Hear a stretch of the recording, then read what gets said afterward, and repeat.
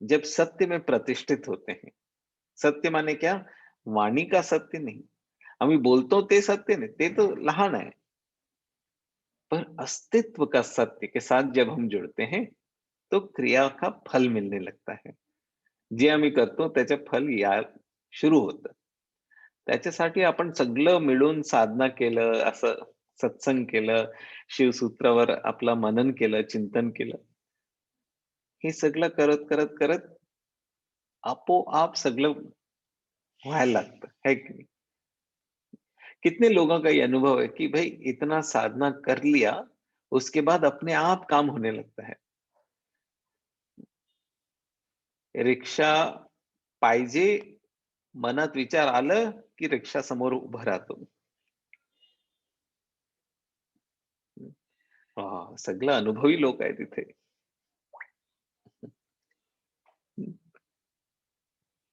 तो आप भी देखो कैसे आप इस अक्सर हमें लगता है कि अरे बाबा अभी तो बहुत काम है, हम तो इतना टाइम नहीं दे सकते.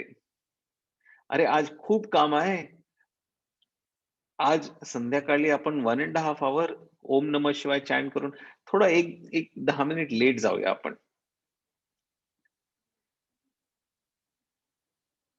तर इट्स ॲक्चुअली उलटा. अगर आप बहुत बिझी हो, खूप कामं असेल, तेव्हा साधना जास्त करायचा. का? साधना केलं की ते काम होतं. Do you get what I am saying? अक्सर हम ये भूल जाते हैं. जब और काम होता है, तो पहले हम साधना को छोड़ देते हैं, कि भाई हमको ज़्यादा टाइम काम पे देंगे तो काम होगा. दरवाज़ा बंद है, आप उसको धक्का लगाते रहो तो खुलेगा या चाबी घुमाने से खुलेगा?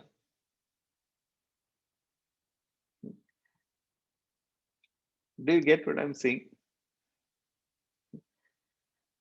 आपको ईमेल में लॉगिन करना है, तो पासवर्ड डालने से खुलेगा कि बार-बार ब्राउज़र को रिफ्रेश करने से खुलेगा? नहीं भाई, पासवर्ड डालो तुरंत खुलेगा.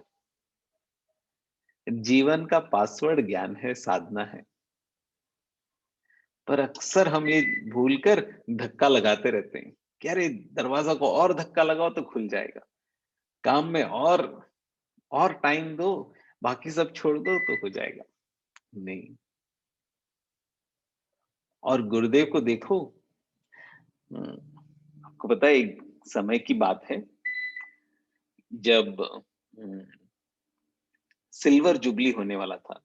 25 साल आर्ट ऑफ लिविंग के हुए थे और बैंगलोर में यहाँ पर जो जक्कूर एयरफील्ड है वहां पर बड़ा सा प्रोग्राम होने वाला था. कुछ लोग आप लोग भी आए थे, है ना? तो उस समय पहली बार हम इतने पैमाने पर एक बड़ा प्रोग्राम आयोजन कर रहे थे. उसके पहले भी महासत्संग सब तो हुए थे, पर ऐसे 3 दिन का प्रोग्राम इतने अलग अलग देशों से लोग आना, हे पहिल्यांदा असं आपण करत होतो तेव्हा. आणि खूप काम होतं.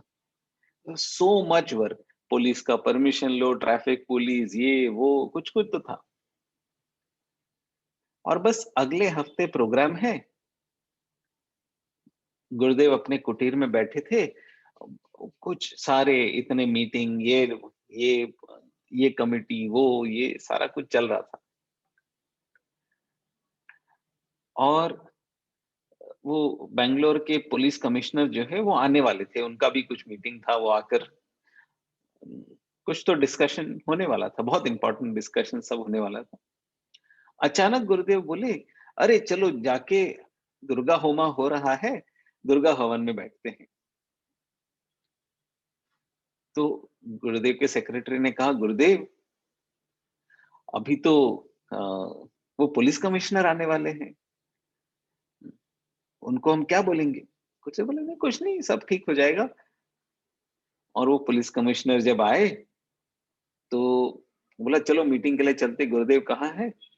तो बेचारे सेक्रेटरी ने डर डर के कहा, गुरुदेव तो अभी पूजा में बैठे हैं और 1 घंटा लगेगा, आप भी आइए पूजा में बैठिए. उनको लगा आज तो गए काम से.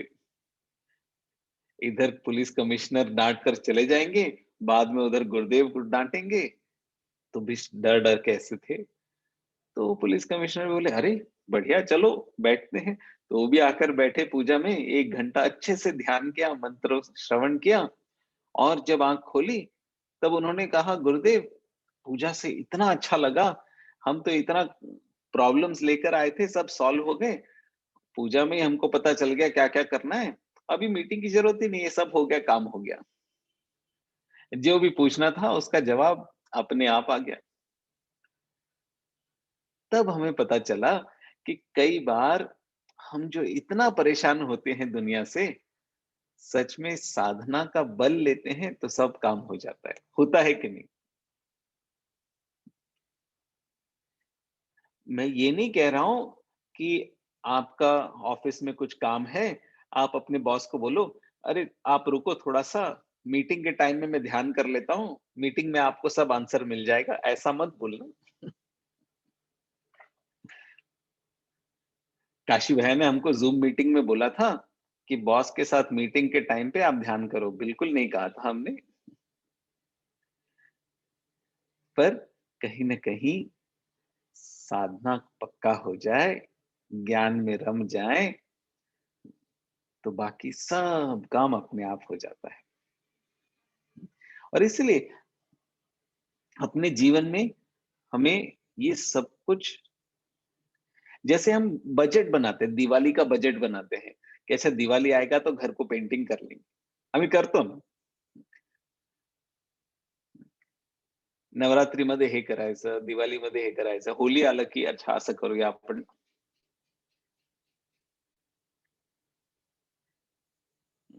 नवं फोन लॉन्च होणार आहे, अरे हा ते आपण घ्यायचं. आपलं एक असं प्लॅनिंग असतो लाईफसाठी. असंच प्लॅनिंग आपल्या अध्यात्मासाठी पण करायला लागेल. Do you get what I am saying? 3 महीने में एक बार एडवांस कोर्स कर लिया, सेवा के लिए समय निकाल दिया, ज्ञान ध्यान के लिए समय निकाल लिया। जब अपना स्पिरिचुअल बजट बनाते हैं, एक आध्यात्मिक बजट बनाते हैं कि इतना समय तो हमें अपने लिए देना है, और ये किसी और के लिए नहीं, अपने लिए देते हैं, तो जीवन सही पटरी पर चलता रहता है। राइट? क्या कहते हो? सही? Good idea. तो make a spiritual budget for yourself. अपने आप के लिए एक आध्यात्मिक बजट बना लो कि भाई हाँ, हम इतना समय तो अपने लिए निकालेंगे ही, और फिर देखो बाकी का समय इतना अच्छा निकलता है, पूरी कायनात लग जाती है आपके काम करने में। और यदि कुछ अड़चन भी आता है, तो उससे भी अपनी उन्नति ही होती है। भाई अगर आप जिम जाते हो और वेट नहीं उठाते तो मसल डेवलप कैसे होगा? अगर राजा हरिश्चंद्र के सामने परेशानी नहीं आती, तो वो राजा हरिश्चंद्र बनते ही कैसे? Do you get what I am saying? साधक का मतलब ये नहीं कि जीवन में कोई परेशानी ना आए। साधक का मतलब ये है कि परेशानी को कैसे वो अपना प्रसाद मानकर चले। त्याच्यासाठी गणपती बाप्पाला विघ्नेश्वर म्हणतो आम्ही. विघ्नचा ईश्वर विघ्नेश्वर. म्हणजे जे विघ्न देणार आहे तो. का?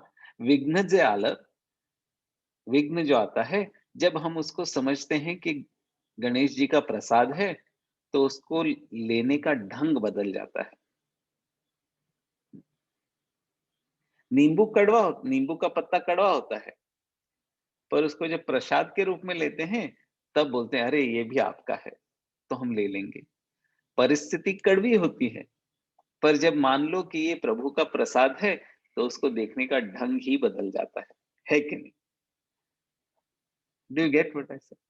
तो साधक यही है जो हर परिस्थिति को विघ्नेश्वर गणपति बप्पा का प्रसाद मान ले। और वो होगा कैसे? इसीलिए तो ज्ञान है। इसीलिए इस तरह के हम लोग सेशंस में आते हैं, एडवांस कोर्स में बैठते हैं, बेसिक कोर्स में बैठते हैं, कोर्स ऑर्गेनाइज करते हैं। जब आप किसी को बोलो अरे आप आइए कोर्स करिए, वो आपको कहते हैं नहीं नहीं जी, आप क्या बेवकूफ हो, तब कहीं न कहीं कुछ कर्म आपसे निकल गया और आप और मुक्त हो गए। उस समय आपको वर्तमान क्षण टल ये सब याद आ जाता है। तो अपने लिए एक आध्यात्मिक बजट बनाओ, और जो बनाकर फिर कोई परेशानी आए जीवन में, तो समझ लो बप्पा का प्रसाद, और फिर देखो कैसे जीवन में आगे नहीं बढ़ पाते। क्या कहते हो? Good idea. तो आज तो काफी कुछ मिल गया है।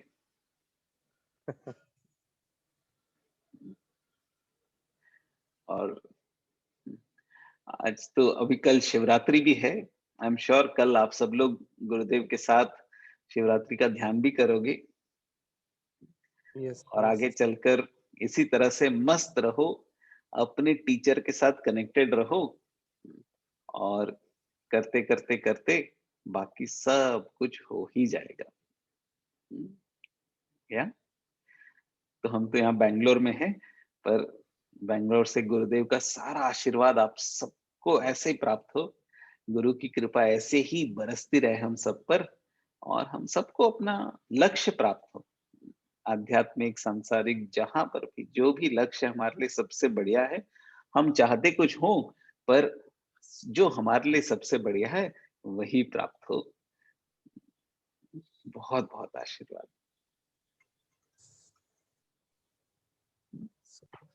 ठीक है, चलिए। आप कल कल की तैयारी हमको भी करनी है।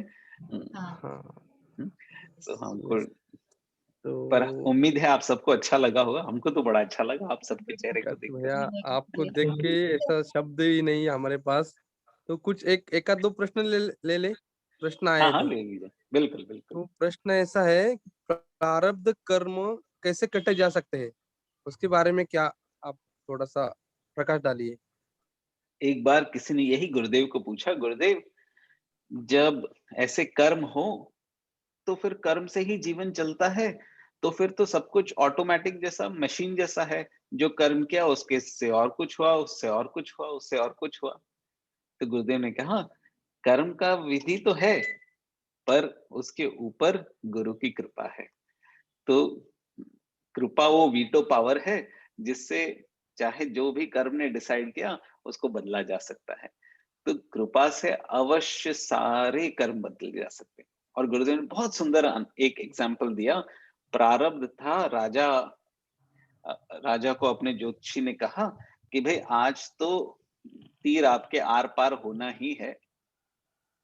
तो राजा बड़े भयभीत हुए, अपने गुरु के पास गए, उन्होंने बताया, गुरुदेव ऐसा ऐसा है, ज्योतिष ने कहा है हमारा तो प्रारब्ध है, आज तो तीर चलनी ही है। तो गुरु ने मुकुट पहनाया, बोला विजयी भव, आयुष्मान भव।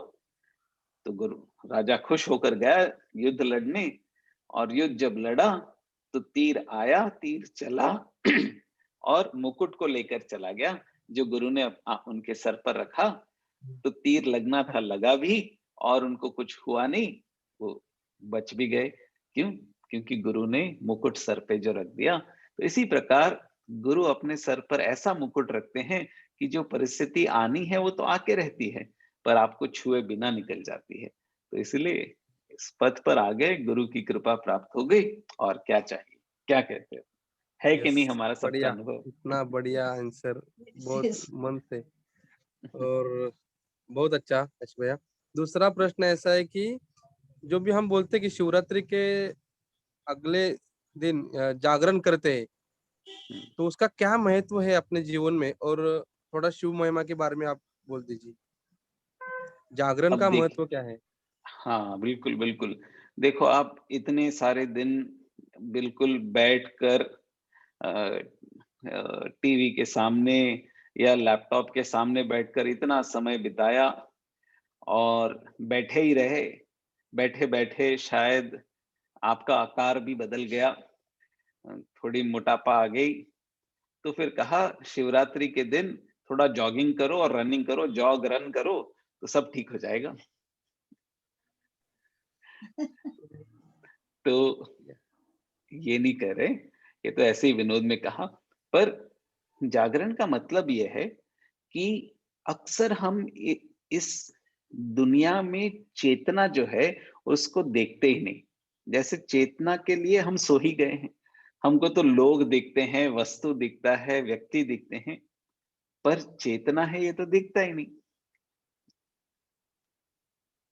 तो शिवरात्रि के समय पर ये कहते हैं कि आप ऐसे शांत हो, मंत्र से स्नान करते करते चेतना पर अपने ध्यान दो। चेतना के प्रति जो आप सो गए हो उस जाग जाओ। और इसलिए जरूर नहीं है कि पूरी रात आपको जागनी है, पर जब तक गुरु कहे तब तक जाग लो, और फिर गुरु कहे सोना सो जाओ। वैसे मन है तो पूरी रात जाग के देखो। कभी कभार करना ठीक है। ये रोज आप जो नेटफ्लिक्स देखते हुए रात को पूरी रात जागते हो ये ठीक नहीं है। पर तो जागरण का ये मतलब नहीं आपने 4 मूवी देख ली रात को। अच्छा, पहले सब होता था, वो दूरदर्शन पे इतनी शिवरात्रि की रात पे मूवी डालते थे ताकि जाग लो। बिल्कुल नहीं। बाहर का जागरण अलग है, भीतर का जागरण अलग है। तो आप अपनी चेतना को देखो, और इसलिए ध्यान की गहराई में जाते हैं, वो सही जागरण यस, बहुत अच्छा। काशी भाई और एक आपसे बात। प्रश्न है काशी भैया। है। हाँ। अ, वो कल रुद्र पूजा है, तो हम्म, लोगों को बताया संकल्प के बारे में, लेकिन हम्म। उनका प्रश्न है कि संकल्प लेना चाहिए क्या? नहीं तो पूजा तो बैठेंगे, लेकिन संकल्प का क्या महत्व है?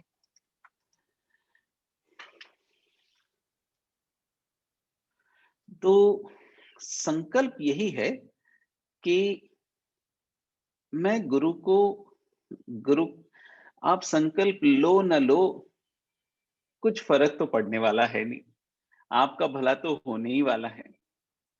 पर जब आपको कोई अच्छे लगते हैं, तो आपको लगता है कि अरे ये कुछ कर रहे हैं तो हम इसमें साथ मिलाएं, बटाएं।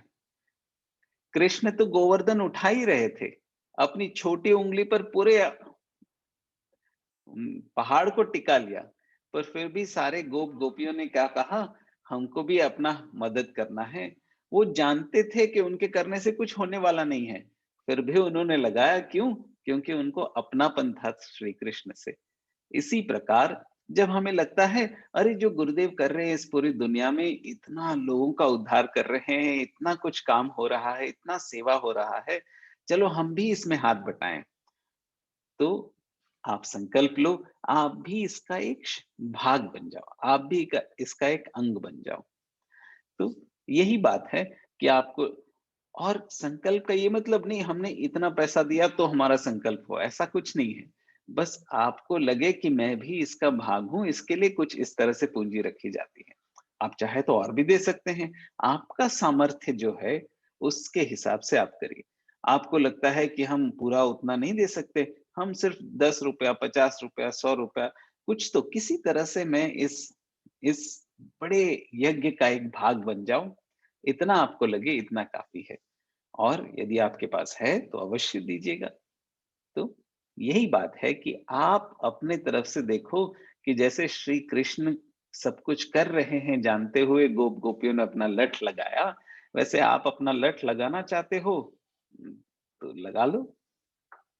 श्रेय तो गोपियों को ही मिला कि वो, और आज भी हम सोचते हैं यार क्या लकी वो लोग थे जिनको श्री कृष्ण के साथ ऐसा चलने का मौका मिला, है ना?